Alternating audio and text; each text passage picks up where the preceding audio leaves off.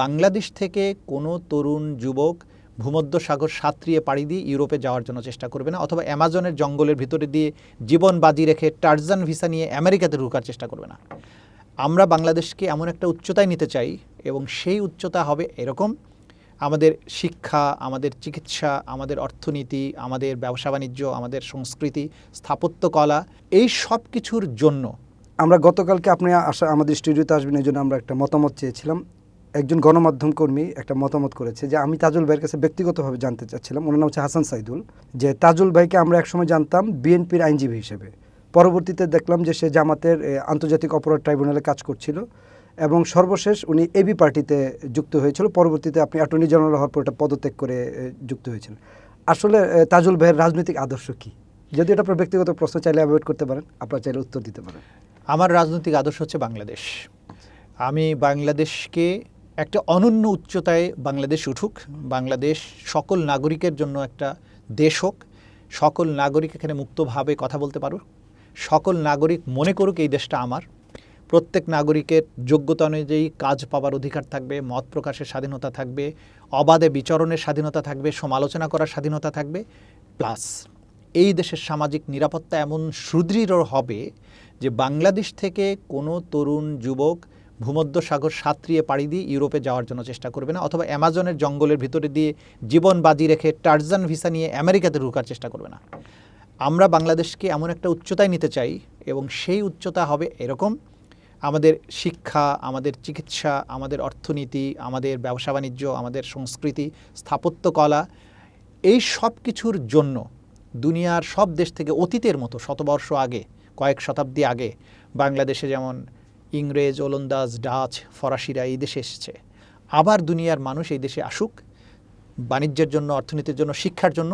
সেরকম একটা বাংলাদেশ হোক। এই বাংলাদেশ প্রতিষ্ঠার জন্য যে রাজনীতি, সেই রাজনীতির পক্ষে আমি। সুতরাং কোনো দল বা মত নয়, যারাই বাংলাদেশকে ওই ধরনের একটা জায়গায় পৌঁছে যাওয়ার জন্য কাজ করবেন, একটা ওয়েলফেয়ার বেসড সমাজের জন্য চেষ্টা করবেন, জ্ঞানভিত্তিক সমাজের জন্য কাজ করবেন, সেই রাজনীতির সাথে আমি থাকব। উনি এটার সাথে যুক্ত করেছিল যে তাজুল ভাই কি ভবিষ্যতে জামাতে যোগ দেওয়ার কোনো সম্ভাবনা আছে?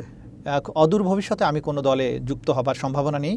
আমি বাইরে থেকেই, রাজনৈতিক দলের সরাসরি নিয়ন্ত্রণের বাইরে থেকেই বাংলাদেশের পক্ষে যতটুকু কাজ করা যায়, এই বাংলাদেশ একটা ট্রানজিশনের মধ্য দিয়ে যাচ্ছে, সেই জায়গায় যতটা ভূমিকা রাখা যায় সেই ভূমিকা আমি রাখার চেষ্টা করব। সরাসরি কোনো দলে যুক্ত হওয়ার সম্ভাবনা আপাতত নেই। আন্তর্জাতিক আদালতে আপনি একসময় জামাতের শীর্ষ আইনজীবী ছিলেন, পরবর্তীতে আপনি চিফ প্রসিকিউটর হলেন। এটা কি কনফ্লিক্ট অফ ইন্টারেস্টের কোনো জায়গা তৈরি করে কিনা? একদমই না। এই কনফ্লিক্ট অফ ইন্টারেস্টের কথাটা, এটা আওয়ামী বয়ান। তারা বারবার এটা বলার চেষ্টা করেছে। দেখুন, লয়ারের কাজ, আজকে আমি আসামি পক্ষে থাকবো, আগামীকালকে বাদী পক্ষে থাকবো, এটা কোনো কনফ্লিক্ট অফ ইন্টারেস্ট না। কনফ্লিক্ট অফ ইন্টারেস্ট বলা হয় যেমন আমি আজকে আপনার পক্ষে মামলা করেছি, আগামীকাল আমি ধরেন আমি যদি আসামি, আপনি যখন আসামি ছিলেন, আসামি হিসাবে আপনাকে আমি ডিফেন্ড করেছি, আগামীকাল দেখা গেল যে আমি আপনার এগেনস্টে আরেকটা মামলাতে দাঁড়িয়েছি, তখন এটা কনফ্লিক্ট অফ ইন্টারেস্ট হবে। যে একদিন যার পক্ষে থেকেছেন আপনি, তার কাছ থেকে ফিজ নিয়েছেন, আরেকদিন তার বিপক্ষে দাঁড়ালে আপনি হয়তো তার প্রতি সঠিক জাস্টিস করবেন না, কারণ আপনার পূর্ব যে যোগাযোগ ছিল সে কারণে আপনার প্রতি তার দুর্বলতা থাকবে, আপনি সেটার জন্য তা আপনার পক্ষে করার একটা আশঙ্কা থাকবে। এইটাকে বলে কনফ্লিক্ট অফ ইন্টারেস্ট। আমি সবসময় নিপীড়কদের বিপক্ষে মামলা করেছি। যখন 2010 থেকে পরবর্তী সময় পর্যন্ত জামাত, বিএনপি এই সমস্ত নেতাদের পক্ষে মামলা করেছি, তখন পুরো আওয়ামী লীগের নিপীড়নের বিরুদ্ধে, তাদের মানবাধিকার লঙ্ঘনের বিরুদ্ধে মামলা করেছি। আবার যখন বাংলাদেশে গণঅভ্যুত্থানের পরে যখন চিফ প্রসিকিউটরের দায়িত্ব নিয়েছি, তখনও কিন্তু নিপীড়কদের বিচার করার জন্য আমি কাজ করেছি। কোনোটাই কোনো সময় কিন্তু আওয়ামী লীগের পক্ষে আমি ছিলাম না। আমি সে কারণে এমন যদি হতো যে আগে আমি আওয়ামী লীগের পক্ষে মামলা করেছি, তাদের আইনজীবী ছিলাম, তাদের টাকা পয়সা নিয়েছি, এখন আওয়ামী লীগের বিচার করতে গেলে আমার দুর্বলতা প্রকাশ পাবে, আমি ওদের বিচারটা সঠিকভাবে করবো না, এটাকে বলে কনফ্লিক্ট অফ ইন্টারেস্ট। আমি কখনো আওয়ামী লীগের পক্ষে ছিলাম না। সুতরাং আমি আওয়ামী লীগের বিচার করার ক্ষেত্রে দ্বিধাহীন থাকবো। আমি চিফ প্রসিকিউটরের কাজ হচ্ছে তাদের বিরুদ্ধে অপরাধটা সঠিকভাবে প্রমাণ করতে পারা। তো আমি যেহেতু আজীবন আওয়ামী লীগের এই অপরাধগুলোর পেছনে কাজ করেছি, অ্যাগেনস্টে কাজ করেছি, আমার পক্ষেই সম্ভব ছিল যে আওয়ামী লীগের এই মহা অপরাধগুলোর বিচার সঠিকভাবে করা। সুতরাং there is no conflict of interest. ধন্যবাদ।